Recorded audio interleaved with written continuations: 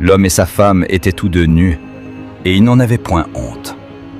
Le serpent était le plus rusé de tous les animaux des champs que l'Éternel Dieu avait fait. Il dit à la femme, « Dieu a-t-il réellement dit, « Vous ne mangerez pas de tous les arbres du jardin ?»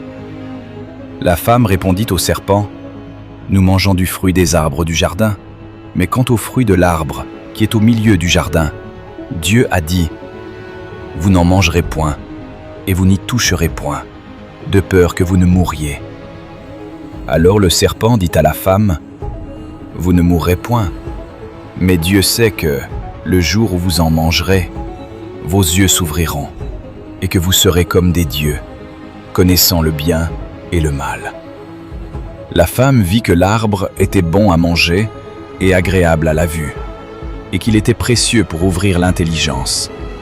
Elle prit de son fruit et en mangea. Elle en donna aussi à son mari, qui était auprès d'elle, et il en mangea. Les yeux de l'un et de l'autre s'ouvrirent, ils connurent qu'ils étaient nus, et ayant cousu des feuilles de figuier, ils s'en firent des ceintures.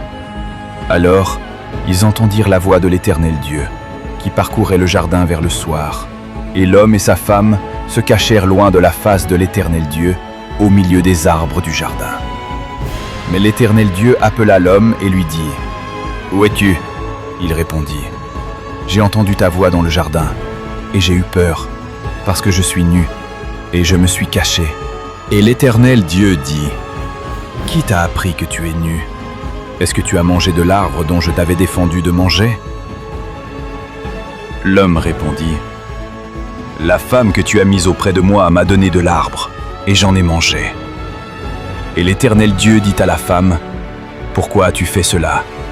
La femme répondit, « Le serpent m'a séduite, et j'en ai mangé. » L'Éternel Dieu dit au serpent, « Puisque tu as fait cela, tu seras maudit entre tout le bétail et entre tous les animaux des champs. Tu marcheras sur ton ventre, et tu mangeras de la poussière tous les jours de ta vie. Je mettrai inimitié entre toi et la femme, entre ta postérité et sa postérité. Celle-ci t'écrasera la tête, et tu lui blesseras le talon. » Il dit à la femme, « J'augmenterai la souffrance de tes grossesses. Tu enfanteras avec douleur, et tes désirs se porteront vers ton mari, mais il dominera sur toi. » Il dit à l'homme, « Puisque tu as écouté la voix de ta femme, et que tu as mangé de l'arbre au sujet duquel je t'avais donné cet ordre, tu n'en mangeras point. Le sol sera maudit à cause de toi. C'est à force de peine que tu en tireras ta nourriture tous les jours de ta vie. Il te produira des épines et des ronces, et tu mangeras de l'herbe des champs. C'est à la sueur de ton visage que tu mangeras du pain, jusqu'à ce que tu retournes dans la terre d'où tu as été pris. Car tu es poussière, et tu retourneras dans la poussière. » Adam donna à sa femme le nom d'Ève, car elle a été la mère de tous les vivants. L'Éternel Dieu fit à Adam et à sa femme des habits de peau, et il les en revêtit. L'Éternel Dieu dit, « Voici, l'homme est devenu comme l'un de nous, pour la connaissance du bien et du mal.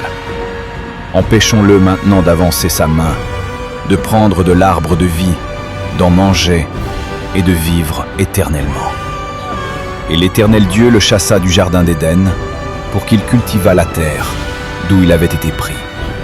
C'est ainsi qu'il chassa Adam, et il mit à l'orient du jardin d'Éden les chérubins qui agitent une épée flamboyante pour garder le chemin de l'arbre de vie.